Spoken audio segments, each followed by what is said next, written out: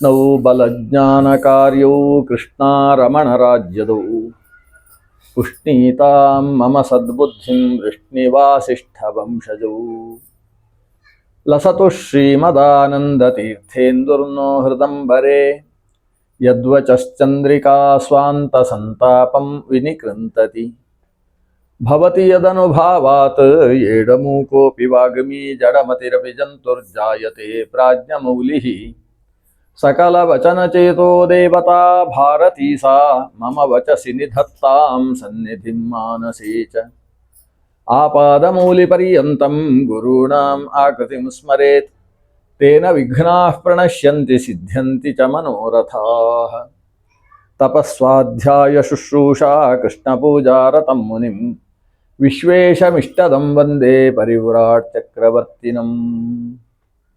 ಶ್ರೀ ಗುರುಭ್ಯೋ ನಮಃ. ಹರಿ ಓಂ. ದೇವತಾಭ್ಯ ಪಿತೃಭ್ಯಶ್ಚ ಮಹಾಯೋಗಿಭ್ಯ ಏವ ಚ ನಮಃ ಸ್ವಧಾಯೈ ಸ್ವಾಹಾಯೈ ನಿತ್ಯಮೇವ ನಮೋ ನಮಃ.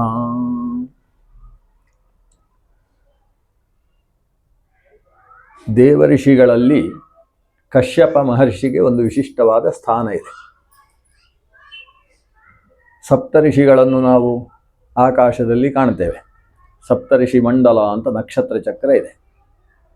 ಅದರಲ್ಲಿ ಮೊದಲನೆಯ ನಕ್ಷತ್ರಕ್ಕೆ ಕಶ್ಯಪ ಅಂತ ಹೆಸರು. ಸೂರ್ಯಚಂದ್ರರು ಹೇಗೆ ಲೋಕಕ್ಕೆ ಬೆಳಕು ಕೊಡತಕ್ಕಂಥವರು, ಹಾಗೆ ಸಪ್ತಋಷಿಗಳು ಕೂಡ ಲೋಕಕ್ಕೆ ಬೆಳಕು ಕೊಟ್ಟು ಸೂರ್ಯಚಂದ್ರರ ಹಾಗೆ ಸರ್ವಸಾಕ್ಷಿಗಳಾಗಿರ್ತಕ್ಕಂಥವ್ರು. ನಾವು ಮಾಡುವ ಕೆಲಸಗಳು, ಮಾಡಬಾರದ ಕೆಲಸ, ಮಾಡಬೇಕಾದ ಕೆಲಸ ಎಲ್ಲಕ್ಕೂ ಸಾಕ್ಷಿಭೂತರಾಗಿ ಋಷಿಗಳಿರ್ತಾರೆ. ಕಶ್ಯಪ ಅಂತ ಒಂದು ವೇದ ಕರೆದ್ರೆ ಸಾಮಾನ್ಯವಾಗಿ ಎಲ್ಲ ಸಪ್ತ ಋಷಿಗಳನ್ನು ಜೊತೆ ಸೇರಿಸಿ ಒಬ್ಬರ ಹೆಸರು ಕರೆಯೋದು. ಕೆಲವು ಗುಂಪಿನಲ್ಲಿ ಒಬ್ಬನ ಹೆಸರು ಕರೆದ್ರೆ ಗುಂಪಿನವರೆಲ್ಲ ಬರಬೇಕು ಅಂತ ಅರ್ಥ. ಗುಂಪಿನ ಪ್ರಧಾನ ಕಶ್ಯಪ. ಕಶ್ಯಪೋತ್ರೇರು ಭರದ್ವಾಜೋ ವಿಶ್ವಾಮಿತ್ರೋತ ಗೌತಮ ಜಮದಗ್ನಿ ವಸಿಷ್ಠಶ್ಚ ಸಪ್ತೈತೆ ಋಷಯ ಸ್ಮೃತಾಹ ಅಂತ. ಅದರಲ್ಲಿ ಮೊದಲು ಕಶ್ಯಪರನ್ನು ಹೇಳಿದ್ದು. ಈ 7 ಜನ ಗೋತ್ರ ಪ್ರವರ್ತಕರಾದ ಮಹರ್ಷಿಗಳು. ಇವರ ಜೊತೆಗೆ ಅಗಸ್ತ್ಯರು 8ನೆಯವರು, ಅವರು ಗೋತ್ರ ಪ್ರವರ್ತಕರು. ಇದಲ್ಲದೆ ಭೃಗು ಮತ್ತು ಅಂಗಿರಸ್, ಭಾರ್ಗವ ಗೋತ್ರ, ಆಂಗಿರಸ ಗೋತ್ರ ಅಂತ ಒಟ್ಟು ಲೋಕದಲ್ಲಿರುವ 10 ಗೋತ್ರಗಳು, ಗೋತ್ರ ಪ್ರವರ್ತಕ ಋಷಿಗಳು ಅಂತ ಇವರನ್ನು ಕರೆಯುವುದು. ಈ ಋಷಿಗಣವನ್ನು ಒಟ್ಟಿಗೆ ಕಶ್ಯಪ. ಯಾರಿಗಾದರೂ ಒಬ್ಬರಿಗೆ ಗೋತ್ರ ಮರೆತು ಹೋದರೆ ಅವರು ಕಾಶ್ಯಪ ಗೋತ್ರ ಅಂತ ಹೇಳ್ಕೊಳ್ಬೋದಂತೆ. ಗೋತ್ರಸ್ಯ ತ್ವಪರಿಜ್ಞಾನೇ ಕಾಶ್ಯಪಂ ಗೋತ್ರ ಉಚ್ಯತೆ ಅಂತ. ಕಶ್ಯಪ ಮಹರ್ಷಿಗೆ ಅಂತಹ ಒಂದು ವಿಶೇಷ ಸ್ಥಾನಮಾನ ಇದೆ. ಈಗ ಮುಂದಿನ ಮಂತ್ರ ಅಂದರೆ 17ನೆಯ ಮಂತ್ರ ಹೇಳ್ತದೆ, ಋಷೇ ಮಂತ್ರಕೃತಾಂ ಸ್ತೋಮೀ ಕಶ್ಯಪೋದ್ವರ್ಧಯನ್ ಗಿರಾಹ ಸೋಮಂ ನಮಸ್ಯ ರಾಜಾನಂ ಯೋ ಜಜ್ಞೆ ವಿರುಧಾಂ ಪತಿರಿಂದ್ರ ಆಯೇಂದೋ ಪರಿಸ್ರವ. ಹೇ ಋಷೇ ಕಶ್ಯಪ. ಈ ಮಂತ್ರ ಕಶ್ಯಪನನ್ನು ಸಂಬೋಧನೆ ಮಾಡ್ತದೆ. ಋಷಿಯಾದ ಕಶ್ಯಪರೇ ಅಂತ. ಋಷಿ ಅಂದರೆ ತಿಳಿದವ ಅಂತ ಅರ್ಥ. ಋಷಜ್ಞಾನಿ ಅಂತ ಸಂಸ್ಕೃತದಲ್ಲಿ ಒಂದು ಧಾತು ಇದೆ. ಆ ಜ್ಞಾನ ಪಾಠ ಕೇಳದೆ ಯಾರಿಗೆ ಬಂತೋ ಅವರನ್ನು ಋಷಿ ಅಂತ ಕರೆಯುವುದು. ಇಲ್ಲಿ ಹೋದರೆ ನಾವೆಲ್ಲರೂ ಋಷಿಗಳಾಗ್ಬೋದು. ಜ್ಞಾನ ಉಂಟು, ಆದ್ದರಿಂದ ಋಷಿ ಅಂತ ಕರೆದರೆ ಒಂದು ಅಸಾಧಾರಣವಾದ ಜ್ಞಾನ. ನಮಗೆಲ್ಲ ವೇದ ಮಂತ್ರದ ಜ್ಞಾನ, ಗಾಯತ್ರಿ ಮಂತ್ರದ ಜ್ಞಾನ ಎಲ್ಲ ಹೇಗೆ ಬರುವುದು? ತಂದೆಯಾದವ ತನ್ನ ಹಿರಿಯರಿಂದ ಉಪದೇಶ ಪಡೆದಂತಹ ಗಾಯತ್ರಿ ಮಂತ್ರವನ್ನು, ಅವಿಚ್ಛಿನ್ನ ಪರಂಪರಾಕವಾದದ್ದನ್ನು ತನ್ನ ಮಗನಿಗೆ ಉಪದೇಶಿಸಿದ್ದರಿಂದ ನಮಗೆ ಆ ಗಾಯತ್ರಿ ಮಂತ್ರ ಬಂತು. ಆದರೆ ಈ ಋಷಿಗಳಿಗೆ, ವಿಶ್ವಾಮಿತ್ರರಿಗೆ ಹೇಗೆ? ಮತ್ತೊಬ್ಬರು ಉಪದೇಶಿಸಿ ಆ ಮಂತ್ರ ಬಂದದ್ದಲ್ಲ, ಅವರೇ ಕಂಡುಕೊಂಡದ್ದು. ಅಂದರೆ ಮತ್ತೊಬ್ಬರ ಉಪದೇಶವಿಲ್ಲದೆ ಜ್ಞಾನವನ್ನು ಪಡೆದವರು ಯಾರಿದ್ದಾರೆ ಅವರನ್ನು ಋಷಿಗಳು ಅಂತ ಕರೆಯುವುದು. ಅಂದರೆ ವೇದದ್ರಷ್ಟಾರರು ಅನ್ನೋ ಅರ್ಥದಲ್ಲಿ ಪರ್ಯವಸಿತವಾಗ್ತದೆ. ಆದ್ದರಿಂದ ಯಾಸ್ಕರು ಕೂಡ ಋಷಿ ಅಂದರೆ ಋಷಿರ್ ದರ್ಶನಾತ್, ಕಂಡವರಿಗೆ ಋಷಿ ಅಂತ ಹೆಸರು. ಕಂಡವರನ್ನೆಲ್ಲ ಋಷಿ ಅಂತ ಹೇಳುವ ಹಾಗಿಲ್ಲ. ಯಾರು ಕಂಡಿದ್ದಾರೆ, ಸ್ವತಃ ಅಂತರ್ಮುಖ ದರ್ಶನ ಯಾರಿಗೆ ಆಗಿದೆ ಅಂಥವರನ್ನು ಋಷಿಗಳು ಅಂತ ಕರೆಯುವುದು. ಋಷೇ ಕಶ್ಯಪ.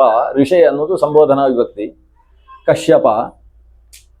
ಕಶ್ಯಪ ಅನ್ನೋ ಶಬ್ದಕ್ಕೂ ಅನೇಕ ಅರ್ಥ ಇದೆ.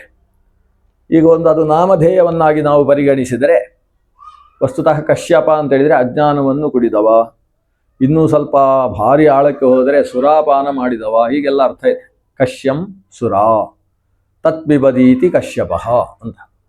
ಸುರಾ ಅನ್ನುವ ಶಬ್ದಕ್ಕೆ ಸುರಾಂನ ಪಿಬೇತ್ ಅಂತ ವೇದದಲ್ಲಿ ಒಂದು ಮಾತಿದೆ. ಸುರಾಂ ನ ಪಿಬೇತ್ ಕಲಂಜಂ ನ ಭಕ್ಷಯೇತ್ ನ ಕಲಂಜಂ ಭಕ್ಷಯೇತ್ ಅಂತ ವೇದದ ಮಾತುಗಳು. ಸುರಾಂ ನ ಪಿಬೇತ್ ಅನ್ನೋದಕ್ಕೆ ಶ್ರೀಮನ್ ಮಧ್ವಾಚಾರ್ಯರು ಅರ್ಥ ಹೇಳಿದ್ದು,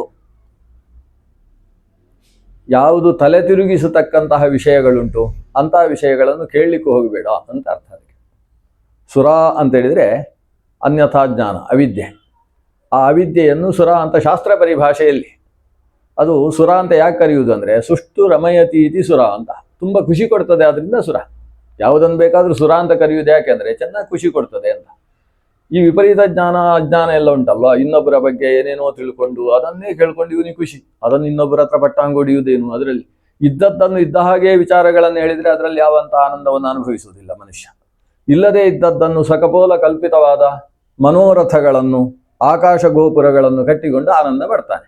ಅಂತಹ ಆಕಾಶ ಗೋಪುರ, ಇಲ್ಲದೇ ಇದ್ದ ವಿಚಾರಗಳು, ಇವುಗಳನ್ನೆಲ್ಲ ಸುರ ಅಂತ ಹೇಳ್ತಾರೆ. ಆ ಸುರಾವನ್ನು ಪಾನ ಮಾಡತಕ್ಕಂಥವ ಅನ್ನುವುದಕ್ಕೆ ಎರಡು ಅರ್ಥ ಇದೆ.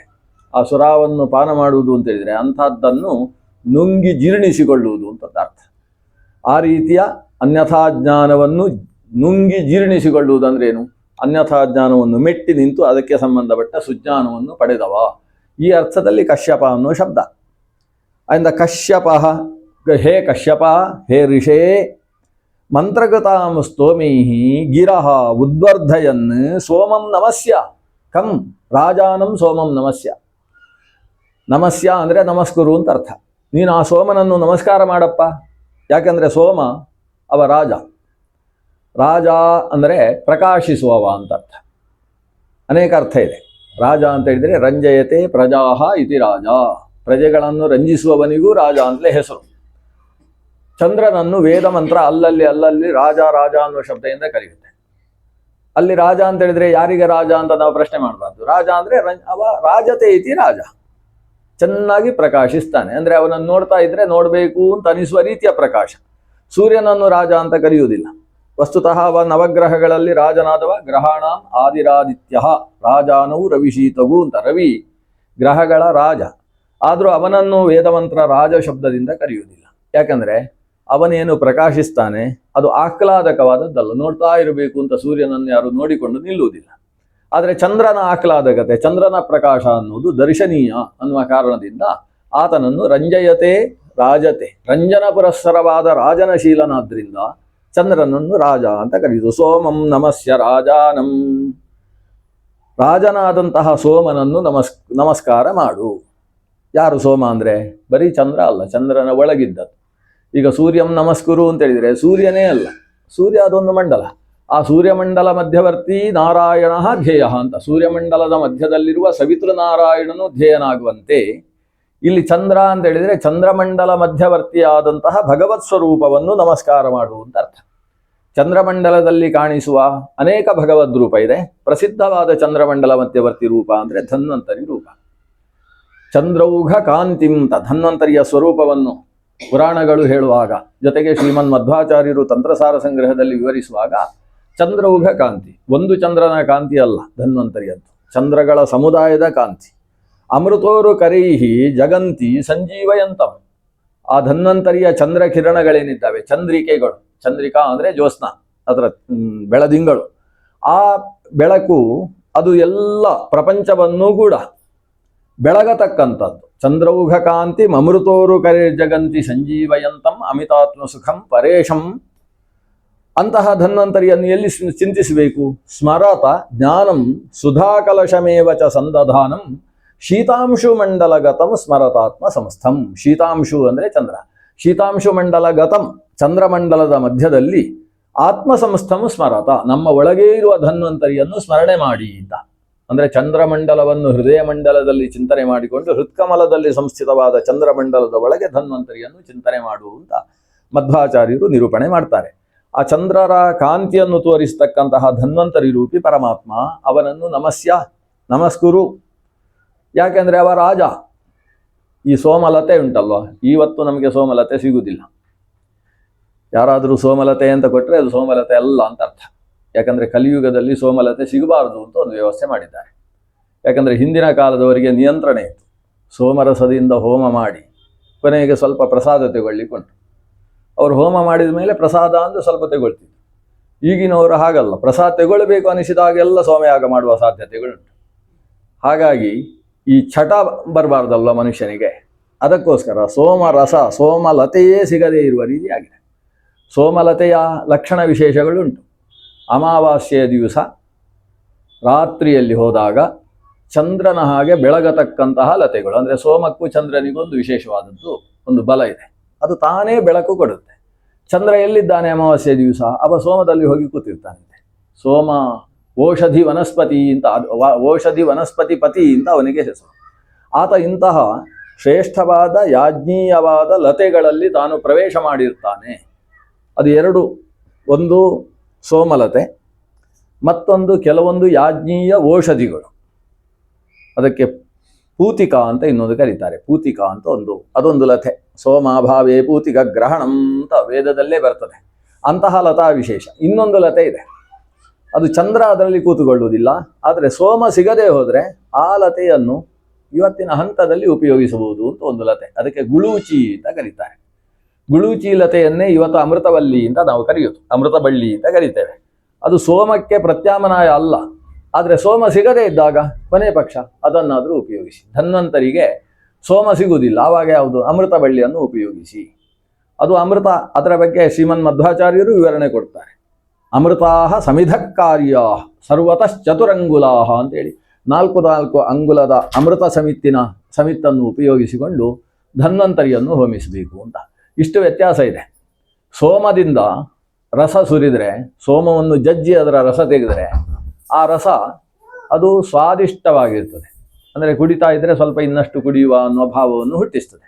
ಆದರೆ ಅಮೃತವಲ್ಲಿಯನ್ನು ಗುದ್ದಿ ರಸ ತೆಗೆದರೆ ಆ ಮಕ್ಕಳಿಗೆ, ಇಂಥ ನಮ್ಮ ಅನೀಶನಂಥ ಮಕ್ಕಳಿಗೆ ಕೊಟ್ಟರೆ ಮರು ದಿವಸದಿಂದ ಅವರು ಬೇರೆ ಹಾಲು ಕೊಟ್ಟರು ಕುಡಿಯೋಲ್ಲ. ಯಾಕಂದರೆ ಈ ಕಲಿಯುಗದ ಜನಕ್ಕೆ ಇಂಥದ್ದು, ಅದರಲ್ಲಿ ಸತ್ವ ಇದೆ. ಸೋಮ ಸತ್ವ ಅನ್ನೋದು ಅಮೃತಾರಿಷ್ಟದಲ್ಲಿದೆ, ಅಮೃತ ರಸದಲ್ಲಿದೆ.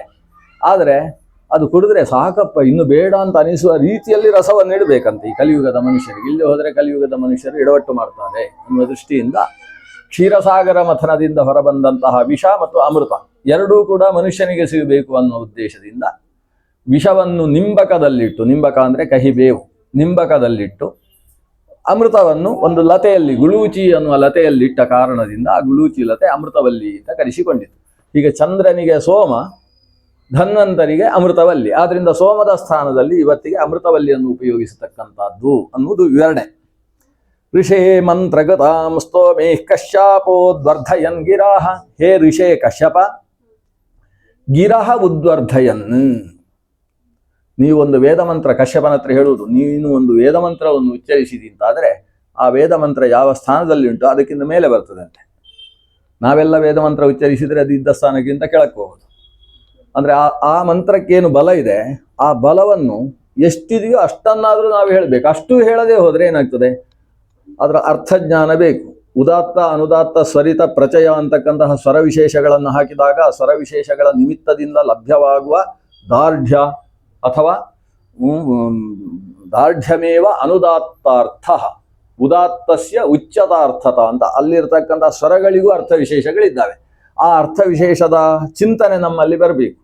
ಯಾವ ವರ್ಣವನ್ನು ಯಾವ ಸ್ಥಾನದಲ್ಲಿ ನಾವು ಉಚ್ಚರಿಸಬೇಕು, ತಾಲು ಸ್ಥಾನದಲ್ಲೋ ದಂತ ಸ್ಥಾನದಲ್ಲೋ ಕಂಠದಲ್ಲೋ ಯಾವ ಭಾಗದಲ್ಲಿ ಉಚ್ಚರಿಸಬೇಕು ಆ ಭಾಗದಲ್ಲೇ ಉಚ್ಚರಿಸಬೇಕು. ಸಹಸ್ರ ಶೀರ್ಷ ಅಂತ ಹೇಳಿದಾಗ ಶಿ ಹೇಳಿದ ಹಾಗೆ ಶಾ ಹೇಳುವ ಹಾಗಿಲ್ಲ, ಸಾ ಹೇಳಿದ ಹಾಗೆ ಶಾ ಹೇಳುವ ಹಾಗಿಲ್ಲ.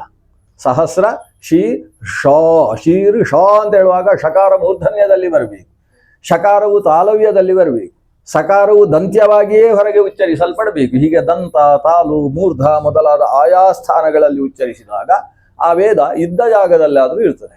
ಎಡವಟ್ಟು ಉಚ್ಚರಿಸಿದರೆ ಇದ್ದದ್ದಕ್ಕಿಂತ ಕೆಳಕ್ಕೆ ಹೋಗುತ್ತೆ. ಅದಕ್ಕೋಸ್ಕರ ವೇದ ಭಾರಿ ಹೆದರ್ಕೊಳ್ತದಂತೆ. ವೇದ ಅನ್ನುವ ಹೆಣ್ಣಿಗೆ ಯಾರಾದರೂ ಹತ್ತಿರ ಬಂದರೆ ಹೆದರಿಕೆ ಅಂತೆ. ಬಿಭೇತಿ ಅಲ್ಪಶ್ರುತಾದು ವೇದ.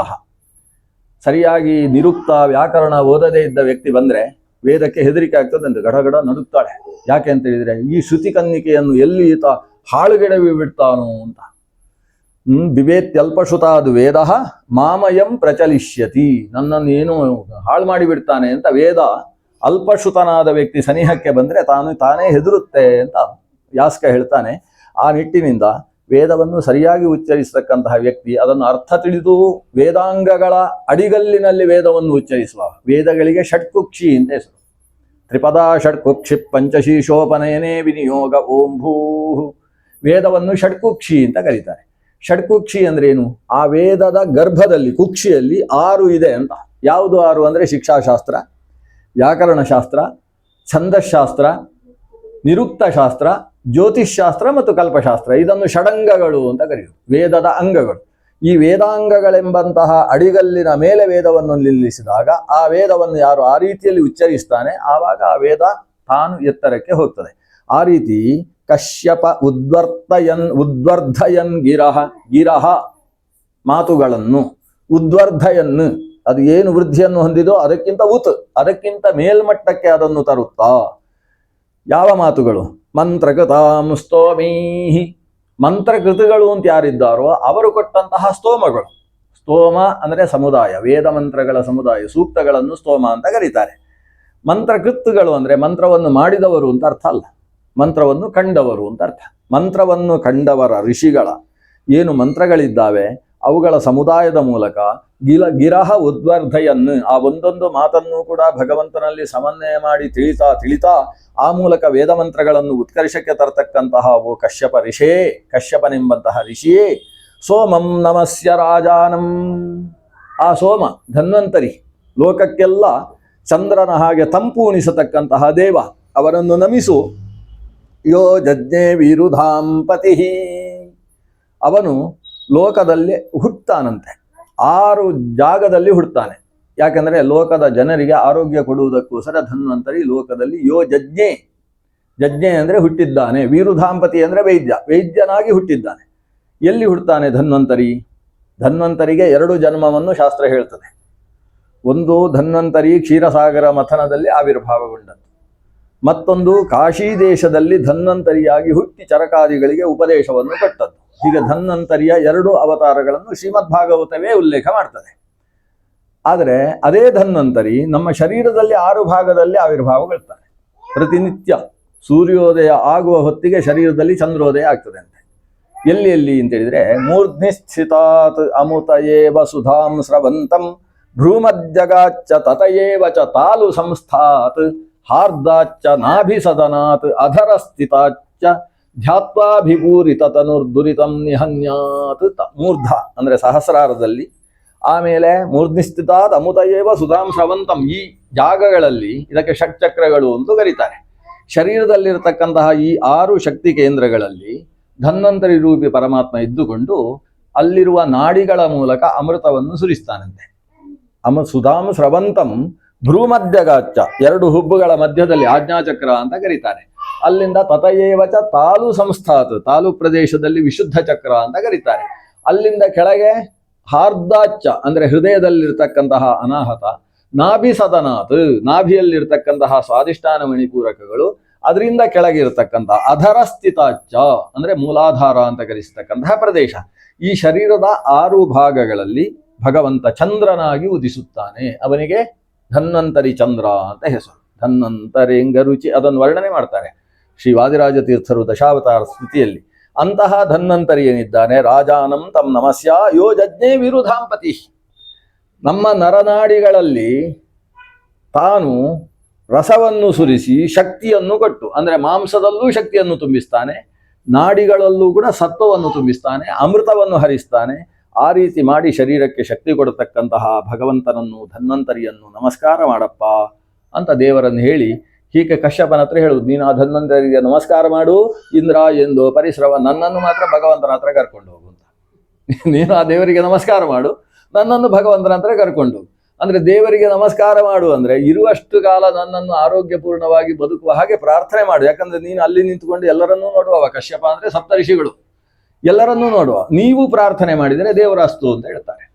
ನಾವೇ ಪ್ರಾರ್ಥನೆ ಮಾಡಿದರೆ ಅದು ಚಿಕ್ಕವರ ಪ್ರಾರ್ಥನೆ ಆಗ್ತದೆ, ದೊಡ್ಡವರು ಪ್ರಾರ್ಥನೆ ಮಾಡಿದರೆ ಆವಾಗ ಅದಕ್ಕೆ ಅಸ್ತು ಅಂತ ಹೇಳ್ತಾರೆ. ಅದು ನಮಗೋಸ್ಕರ ನೀನು ಪ್ರಾರ್ಥನೆ ಮಾಡು, ಇರುವಷ್ಟು ಕಾಲ ಆರೋಗ್ಯಶಾಲಿಯಾಗಿದ್ದುಕೊಂಡು ಈ ಶರೀರ ಅಶಾಶ್ವತವಾದದ್ರಿಂದ ಅಶಾಶ್ವತವಾದ ಶರೀರದಿಂದ ಶಾಶ್ವತದ ಕಡೆಗೆ ನನ್ನನ್ನು ಕರೆದೊಯ್ಯು.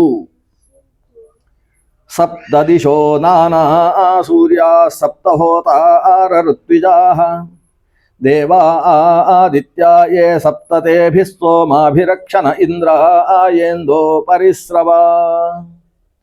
ಈ ಮಂತ್ರ ಸ್ವಲ್ಪ ವಿಶಿಷ್ಟವಾಗಿದೆ. ಲೋಕದಲ್ಲಿ ದಿಕ್ಕುಗಳೆಷ್ಟು ಅಂತ ಹೇಳಿದರೆ ಸಾಮಾನ್ಯವಾಗಿ 8 ಇಲ್ಲ 4 ಅಥವಾ 10 ಅಂತ ಹೇಳುದು. 4 ಅಂತ ಹೇಳಿದರೆ ಪ್ರಸಿದ್ಧವಾದ ಚತುರ್ದಿಕ್ಕುಗಳು.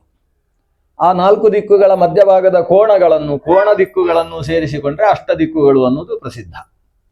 ಇದರ ಜೊತೆಗೆ ಮೇಲೆ ಮತ್ತು ಕೆಳಗೆ ಊರ್ಧ್ವ ದಿಕ್ಕು ಮತ್ತು ಅಧೋ ದಿಕ್ಕು ಅನ್ನುವ ದ್ವಯವನ್ನು ಸೇರಿಸಿದರೆ ದಿಕ್ಕುಗಳು ದಶ ದಿಕ್ಕುಗಳು ಅನ್ನೋದು ಪ್ರಸಿದ್ಧವಾದದ್ದು. ಆದರೆ ಇಲ್ಲೇನು ಹೇಳ್ತಾರೆ ಗೊತ್ತೋ, ಸಪ್ತದಿಶಃ 7 ದಿಕ್ಕುಗಳಂತೆ.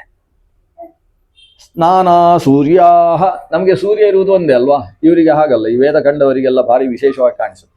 ಸಪ್ತ ದಿಕ್ಕುಗಳಂತೆ. ನಾನಾ ಸೂರ್ಯಾಹ, ಸಿಕ್ಕಾಬಟ್ಟೆ ಸೂರ್ಯರಂತೆ. ಸಪ್ತಹೋತಾರ ಋತ್ವಿಜಾಹ, ಯಜ್ಞದಲ್ಲೂ ಸಪ್ತಹೋತ್ರಿಗಳೇ ಇರುವುದು, ಸಪ್ತ ಋತ್ವಿಕಗಳೇ ಇರುವುದು. ದೇವಾ ಆದಿತ್ಯ ಏ ಸಪ್ತ, ಇನ್ನು ದೇವತೆಗಳು ಆದಿತ್ಯ ಮಕ್ಕಳು. ಆ ಆದಿತ್ಯರು ದೇವತೆಗಳು ಅವರೆಷ್ಟು? ಏ ಸಪ್ತ, ಅವರು 7 ಜನ. ತೇಭಿಸ್ಸೋಮಾಭಿರಕ್ಷಣಃ, ಇವರ ಮೂಲಕ ಓ ಸೋಮನೇ, ಓ ಧನ್ವಂತರಿಯೇ, ನಮ್ಮನ್ನು ರಕ್ಷಣೆ ಮಾಡು. ಅಭಿತಃ, ಸುತ್ತಮುತ್ತಲೂ ರಕ್ಷಣೆ ಮಾಡು. ಆಮೇಲೆ ರಕ್ಷಣೆ ಮಾಡಿ ಇಂದ್ರಾಯೇಂದೋ ಪರಿಸ್ರವ, ಕೊನೆಗೆ ದೇವರ ಹತ್ರ ಕರ್ಕೊಂಡು ಹೋಗು ಅಂತ ಪ್ರಾರ್ಥನೆ ಮಾಡುವಂಥದ್ದು.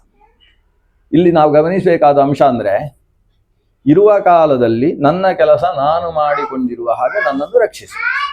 ಆಮೇಲೆ ಕೊನೆಯ ಕಾಲದಲ್ಲಿ ನನ್ನನ್ನು ಹೆಚ್ಚು ಯಾವುದೇ ಕ್ಲೇಶ ಅನುಭವಿಸದೇ ಇರುವ ಹಾಗೆ ಮಾಡಿ ನನ್ನನ್ನು ದೇವರ ಹತ್ರ ಕರ್ಕೊಂಡು ಹೋಗು.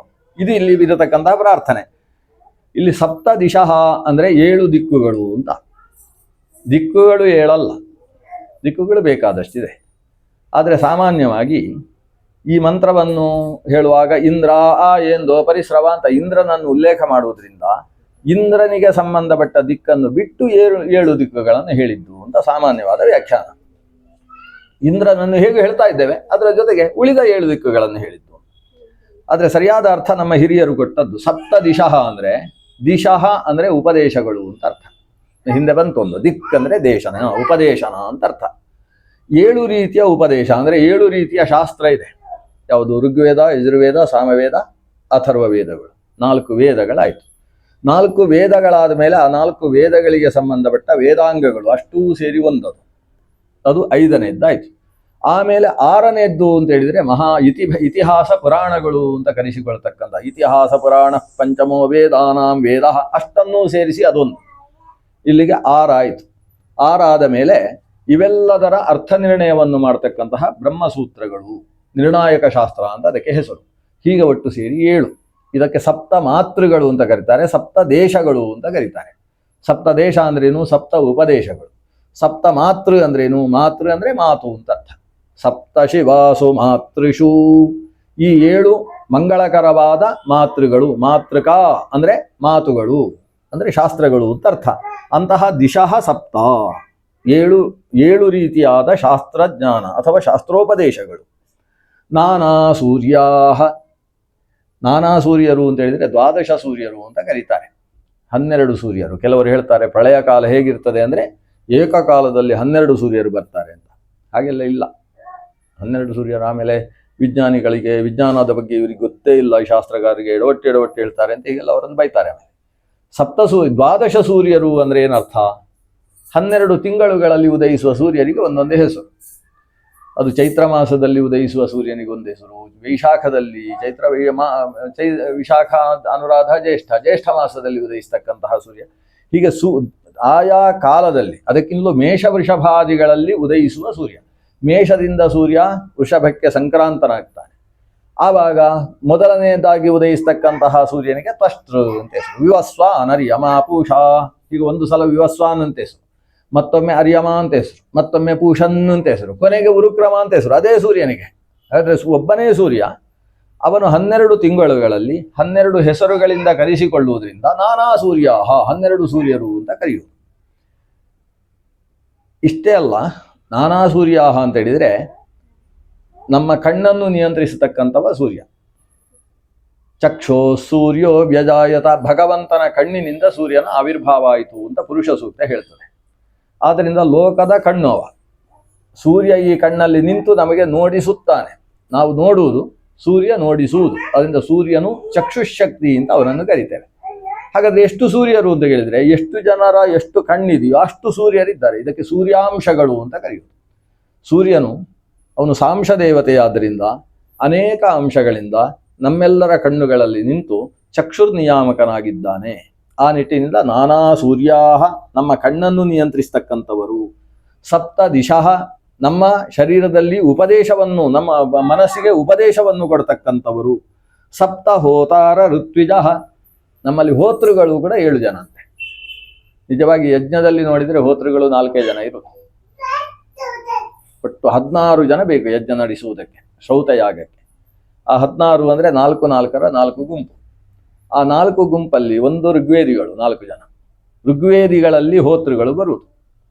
ಆ ಋಗ್ವೇದಿಗಳ 4 ಜನರ ಗುಂಪು ಅದು ಹೋತೃಗಳು ಅಂತ ಅವರನ್ನು ಕರೀತಾರೆ, 4 ಜನ. ಯಜುರ್ವೇದಿಗಳಲ್ಲಿ ಅಧ್ವರ್ಯುಗಳು ಅಂತ 4 ಜನ ಇರ್ತಾರೆ. ಸಾಮವೇದಿಗಳಲ್ಲಿ ಉದ್ಗಾತೃಗಳು ಅಂತ 4 ಜನ. ಮತ್ತೆ ಅಥರ್ವ ವೇದಕ್ಕೆ ಸಂಬಂಧಪಟ್ಟ ಹಾಗೆ ಮತ್ತೆ ಬ್ರಹ್ಮ ಅನ್ನುವ ಸ್ಥಾನದಲ್ಲಿ, ಅಥರ್ವ ವೇದಿಗಳಲ್ಲ, ಅವರು ಚತುರ್ವೇದಿಗಳು, ಅವರು ಬ್ರಹ್ಮ ಎಂಬ ಸ್ಥಾನದಲ್ಲಿ ಇರ್ತಾರೆ ಅಂತ. ಈ ಕ್ರಮದಲ್ಲಿರ್ತಕ್ಕಂಥ 4 ಹೋತೃಗಳನ್ನು ಇಲ್ಲಿ ಹೇಳ್ತಾ ಇಲ್ಲ, ಸಪ್ತ ಹೋತಾರಹ ಅಂತ ಹೇಳ್ತಾರೆ. ಇದು ಅಧ್ಯಾತ್ಮ ಯಜ್ಞಕ್ಕೆ ಸಂಬಂಧಪಟ್ಟದ್ದು. ನಮ್ಮಲ್ಲಿ ಇಂದ್ರಿಯ ಅಗ್ನಿಷು ಜುಹ್ವತಿ, ಕೃಷ್ಣ ಗೀತೆಯಲ್ಲಿ ಹೇಳ್ತಾನೆ. ಇಂದ್ರಿಯ ಎಂಬ ಅಗ್ನಿಯಲ್ಲಿ ಇಂದ್ರಿಯಾಭಿಮಾನಿ ದೇವತೆಗಳು ವಿಷಯಗಳೆಂಬಂತಹ ಪದಾರ್ಥಗಳನ್ನು ಹೋಮ ಮಾಡುವ. ಅಂದ್ರೆ ನಾವು ಕಣ್ಣಲ್ಲಿ ಏನೋ ನೋಡಿದೀವಿ, ಈ ಪುಷ್ಪವನ್ನು ನೋಡಿದ್ವಿ, ಆಹಾ ಎಷ್ಟು ಚಂದ ಅಂತ ಅನ್ಕೊಂಡ್ವಿ. ಅದನ್ನೊಂದು ಹೋಮ ಅಂತ ಭಾವಿಸೋ ಒಂದು ಶಾಸ್ತ್ರೀಯ ವಿಧಾನ ಇದೆ. ಇದಕ್ಕೆಲ್ಲ ಮಾನಸ ಯಜ್ಞಗಳು ಅಂತ ಹೆಸರು. ಬಾಯಿಯಲ್ಲಿ ಯಾವುದೋ ಒಂದು ಆಹಾರವನ್ನು ಹಾಕಿಕೊಂಡಾಗ ಅದರ ರಸಾಸ್ವಾದನೆ ಅನ್ನುವುದು ಒಂದು ಯಜ್ಞ ಅಂತ ಭಾವನೆ. ಇದಕ್ಕೆ ವಿಷಯ ಹೋಮ ಅಂತ ಹೆಸರು. ಶಬ್ದಸ್ಪರ್ಶ ರೂಪರಸಗಂಧಗಳೆಂಬಂತಹ ವಿಷಯವನ್ನು ಇಂದ್ರಿಯವೆಂಬ ಅಗ್ನಿಯಲ್ಲಿ ಹೋಮಿಸುವಂಥದ್ದು. ಇಲ್ಲಿ ಹೋತೃ ಯಾವುದು? ಸಪ್ತ ಇಂದ್ರಿಯಗಳನ್ನು ಹೋತೃ ಅಂತ ಕರೆಯುವುದು. ಸಪ್ತ, ಶರೀರದಲ್ಲಿ ಇಂದ್ರಿಯಗಳು ಎಷ್ಟು? 5 ಅನ್ನುವುದು ಹೊರಗಿನ ಇಂದ್ರಿಯ, ಆಯ್ತಾ? ಯಾವುದು? ಕೇಳುವ ಕಿವಿ, ಮುಟ್ಟುವ ಚರ್ಮ, ನೋಡುವ ಕಣ್ಣು, ರುಚಿಯನ್ನು ಗ್ರಹಣೆ ಮಾಡುವ ರಸನೇಂದ್ರಿಯ, ಸ್ಪರ್ಶವನ್ನು ಗ್ರಹಿಸುವ ತ್ವಗಿಂದ್ರಿಯ. ಹೀಗೆ 5 ಬಾಹ್ಯ ಇಂದ್ರಿಯಗಳಾದರೆ ಸಂಕಲ್ಪ ವಿಕಲ್ಪಾತ್ಮಕವಾದ ಮನಸ್ಸು ಅನ್ನೋದು ಅಂತರಿಂದ್ರಿಯ. ಅಲ್ಲಿಗೆ 6 ಇಂದ್ರಿಯ ಆಗ್ತದೆ. ಈ 6 ಇಂದ್ರಿಯದ ಮೇಲೆ ಮತ್ತೊಂದು ಇಂದ್ರಿಯ ಇದೆ, ಅದನ್ನು ಸಾಕ್ಷಿ ಇಂದ್ರಿಯ ಅಂತ ಕರೀತಾರೆ. ಇಂದ್ರಿಯಂ ಸಪ್ತವಿಧಂ ಸಾಕ್ಷಿ ಷಡೀಂದ್ರಿಯ ಭೇದೇನ. 6 ಇಂದ್ರಿಯಗಳು ಮತ್ತು ಸಾಕ್ಷಿ ಎಂಬಂತಹ ಇಂದ್ರಿಯ ಒಟ್ಟು 7 ಇಂದ್ರಿಯಗಳು ಅಂತ. ಸಾಕ್ಷಿ ಅಂದರೆ ಏನು? ಅದು ಈ ಅಪ್ರಾಕೃತವಾದ ಇಂದ್ರಿಯ. ಈ 5 ಇಂದ್ರಿಯ ಪ್ರಾಕೃತವಾದರೆ ಆತ್ಮಸ್ವರೂಪಭೂತವಾದಂತಹ ಇಂದ್ರಿಯಕ್ಕೆ ಸಾಕ್ಷಿ ಅಂತ ಹೆಸರು. ಈ 6 ಇಂದ್ರಿಯಗಳು ಕೂಡ ನಿದ್ದೆ ಮಾಡಿದಾಗ ಸಾಕ್ಷಿ ಎಚ್ಚರವಾಗಿರ್ತದೆ. 5 ಇಂದ್ರಿಯಗಳು ನಿದ್ದೆ ಮಾಡುವ ಕಾಲಕ್ಕೆ ಸ್ವಪ್ನ ಅಂತ ಹೆಸರು. ಸ್ವಪ್ನ ಕಾಲದಲ್ಲಿ ಮನಸ್ಸೆಂಬ ಇಂದ್ರಿಯ ಅಂದರೆ ರುದ್ರಶಕ್ತಿ ಅದು ಜಾಗೃತವಾಗಿರ್ತದೆ. ಮನಸ್ಸಿನ ಮೂಲಕ ನೋಡುವುದು, ಕೇಳುವುದು ಇತ್ಯಾದಿ ಪಂಚೇಂದ್ರಿಯ ಕರ್ಮವನ್ನು ನಡೆಸ್ತಾನೆ ಸ್ವಪ್ನ ಕಾಲದಲ್ಲಿ. ಆ ಮನಸ್ಸೂ ಉಪರತವಾಗುವ ಸ್ಥಿತಿಗೆ ಗಾಢ ನಿದ್ದೆ ಅಂತ ಕರಿತೇವೆ, ಸುಷುಪ್ತಿ ಅಂತ ಶಾಸ್ತ್ರದಲ್ಲಿ ಹೆಸರು. ಈ ಸುಷುಪ್ತಿ ಕಾಲದಲ್ಲಿ ಆತ ಆನಂದಾನುಭವದಲ್ಲಿ ಲೀನನಾಗಿರ್ತಾನೆ. ಆ ಸುಷುಪ್ತಿಯ ಗಾಢ ನಿದ್ದೆಯ ಸುಖದ ಅನುಭವ ಆಗಬೇಕಾದ್ರೆ ಯಾರೋ ಎಚ್ಚರವಾಗಿರಬೇಕಲ್ಲ, ಯಾವುದೋ ಒಂದು ಅದನ್ನು ಅನುಭವಿಸುವಂತ ಇಂದ್ರಿಯ ಒಂದು ಬೇಕಲ್ಲ. ಆ ಅನುಭವಿಸುವುದಕ್ಕೆ ಇಂದ್ರಿಯ ಇಲ್ಲದೆ ಆತ್ಮ ಅನುಭವಿಸುವುದು ಹೇಗೆ? ಆವಾಗ ಆತ್ಮನಿಗೆ ಆತ್ಮನೇ ಇಂದ್ರಿಯ, ಅದನ್ನೇ ಸಾಕ್ಷೀಂದ್ರಿಯ ಅಂತ ಕರೆಯುವುದು. ಆತ್ಮ ಸ್ವರೂಪಭೂತವಾದಂತಹ ಇಂದ್ರಿಯ ಅಂತ. ಈ ಆಕಾಶಾದಿಗಳೆಲ್ಲ ಸಾಕ್ಷೀಂದ್ರಿಯಕ್ಕೆ ವಿಷಯವಾಗ್ತದೆ ಅಂತ ಶಾಸ್ತ್ರ ನಿರೂಪಣೆ ಮಾಡ್ತದೆ. ಈ ಸಪ್ತ ಏನು ಇಂದ್ರಿಯಗಳಿದ್ದಾವೆ ಅದು ಹೋತೃಗಳು, ಸಪ್ತ ಹೋತಾರಹ. ಈ ಸಪ್ತ ಹೋತೃಗಳಿಗೆ ಋತ್ವಿಕಗಳು ಸಪ್ತ, ಅಂದ್ರೆ ಅದಕ್ಕೆ ವಿಷಯಗಳು ಕೂಡ ಸಪ್ತ. ಸಪ್ತ ಋತ್ವಿಜಃ ದೇವಾಹ ಆದಿತ್ಯಾಹ ಯೇ ಸಪ್ತ. ಇದರ ಬಗ್ಗೆ ತುಂಬ ವಿಮರ್ಶೆ ಇದೆ. 6 ದೇವತೆಗಳು, ಆದಿತ್ಯರು ದೇವತೆಗಳು ಎಷ್ಟು? 12 ಅಲ್ವಾ? 12 ಆದಿತ್ಯರು ಅಂತ ಪ್ರಸಿದ್ಧ. ಆದರೆ ವೇದದಲ್ಲಿ ಕೆಲವು ಕಡೆಯಲ್ಲಿ ಒಬ್ಬನೇ ಆದಿತ್ಯ ಅಂತ ಬರ್ತದೆ, ಇನ್ನು ಕೆಲವು ಕಡೆ 12 ಆದಿತ್ಯ ಅಂತ ಬರ್ತದೆ. ಮಾತಾ ರುದ್ರಾಣಾಂ ದುಹಿತಾ ವಸೂನಾಂ ಸ್ವಸ ಆದಿತ್ಯಾನಾಂ ಅಮೃತಸ್ಯ ನಾಭೀಹಿ. ಈ ವಿವರಣೆಯನ್ನೆಲ್ಲ ಕೊಡುವಾಗ ಸ್ವಸ ಆದಿತ್ಯಾನಾಂ ಅಂತ ಹೇಳುವಾಗ 12 ಆದಿತ್ಯಾನಾಂ ಅಂತ ಅಲ್ಲಿ 12 ಅಂತ ಬರ್ತದೆ. ಇನ್ನೊಂದು ಕಡೆ 92 ಆದಿತ್ಯರು ಅಂತ ಬರ್ತದೆ, 3 ಆದಿತ್ಯರು ಅಂತ ಬರ್ತದೆ. ಇದೆಲ್ಲ ಮುಕ್ಕಾಲು ಲೆಕ್ಕಾಚಾರಗಳೆಲ್ಲ ಇದರಲ್ಲಿದ್ದಾವೆ. ಹಾಗಾಗಿ ಆದಿತ್ಯರು ಎಷ್ಟು ಅನ್ನುವುದು ಒಂದು ದೊಡ್ಡ ವಿಮರ್ಶೆಗೆ ಸಂಬಂಧಪಟ್ಟದ್ದು. ಅಂದ್ರೆ ಆದಿತ್ಯ ಶಬ್ದಕ್ಕೆ ಅನೇಕ ಅರ್ಥ ಇದೆ, ಒಂದೇ ಅರ್ಥದಲ್ಲಿ ಆದಿತ್ಯ ಶಬ್ದವನ್ನು ಬಳಸುವುದಿಲ್ಲ. ನಾವು ಲೋಕದಲ್ಲಿ ಆದಿತ್ಯ ಶಬ್ದವನ್ನು ಸೂರ್ಯ ಅನ್ನೋ ಅರ್ಥದಲ್ಲಿ ಬಳಸ್ತೇವೆ. ಗೃಣಿ ಸೂರ್ಯ ಆದಿತ್ಯ ಅಂತ, ಸೂರ್ಯನನ್ನು ಆದಿತ್ಯ ಅಂತ ಕರಿತೇವೆ. ಆದರೆ ಶಾಸ್ತ್ರದಲ್ಲಿ ಆದಿತ್ಯ ಅಂದರೆ ಅದಿತಿ ಸುತ ಅನ್ನೋ ಅರ್ಥದಲ್ಲಿ ಬಳಸ್ತಾರೆ. ಅದಿತಿ ಸುತರಲ್ಲಿ ಆದಿತ್ಯ ಅಂತ ಹೇಳಿದ್ರೆ ಆದಿಯಲ್ಲಿ ಇದ್ದವ ಅಂತ ಒಂದು ಅರ್ಥ ಇದೆ. ಆದೌ, ಈಗ ತತ್ರತ್ಯ ಪಾಶ್ಚಾತ್ಯ ಅಂದ್ರೆ ಪಶ್ಚಿಮದಲ್ಲಿ ಇರುವವ. ಹಾಗಾದ್ರೆ ಆದಿತ್ಯ ಅಂದ್ರೆ ಏನಾಗ್ತದೆ? ಆದಿಯಲ್ಲಿ ಇರುವವ ಅಂತ ಅರ್ಥ ಆಗ್ತದೆ. ಆದಿಯಲ್ಲಿ ಇರುವವ ಅಂದ್ರೆ ಪರಮಾತ್ಮ. ಅದನ್ನ ಆದಿತ್ಯ ಪರಮಾತ್ಮ ಅಂತ, ಆದಿತ್ಯ ಅಂದ್ರೆ ಪರಮಾತ್ಮನೂ ಆಗ್ತದೆ. ಇನ್ನು ಆದಿತ್ಯ ಅಂತ ಹೇಳಿದ್ರೆ ಅದಿತಿ ಸುತರು ಅನ್ನೋ ಅರ್ಥವನ್ನು ಇಟ್ಟುಕೊಂಡಾಗ ಒಟ್ಟು 49 ಆದಿತ್ಯರಿದ್ದಾರೆ. ಅವರು ದಿತಿಗರ್ಭದಲ್ಲಿ ಹುಟ್ಟಿದವರು. ವಸ್ತುತಃ ದ್ವಿತೀಯ ಹೊಟ್ಟೆಯಲ್ಲಿ ಒಂದೇ ಗರ್ಭ ಇತ್ತು. ದೇವೇಂದ್ರ ಹೊಟ್ಟೆಯ ಒಳಗೆ ಹೋಗಿ ಕೈಯಲ್ಲಿ ಒಂದು ಕತ್ತಿ ಹಿಡ್ಕೊಂಡು ಒಳಗಿದ್ದಂತಹ ಗರ್ಭವನ್ನು 6 ಬಾರಿ ಹೊಡೆದಾಗ ಅದು 7 ತುಂಡಾಗ್ತದೆ. ಗರ್ಭ 7 ಆದಾಗ ಆ ಒಂದೊಂದು ಗರ್ಭವೂ ಕೂಡ ಇಂದ್ರನನ್ನು ಹೇಳ್ತದೆ, ಅಣ್ಣ ಯಾಕೆ ಹೊಡಿತಿ ಅಂತ ಹೇಳ್ತದೆ. ಆಮೇಲೆ ಮತ್ತೆ ಒಂದೊಂದನ್ನು 6 ಬಾರಿ ಹೊಡಿತಾನೆ. ಅದು 7 7 49 ಆಗ್ತದೆ. 49 ಗರ್ಭವೂ ಕೂಡ ಅಣ್ಣ ಹೊಡಿಬೇಡ, ನಿನ್ ಜೊತೆಗೆ ನಾವಿದ್ದೇವೆ ಅಂತ ಹೇಳ್ತದೆ. ಅಷ್ಟೊತ್ತಿಗೆ ಪ್ರಸೂತಿ ವಾಯು, ಅಪಾನ ವಾಯು ದಬ್ತದೆ. ಅದಿತಿ ದೇವಿಗೆ ಪ್ರಸವ ಆಗ್ತದೆ.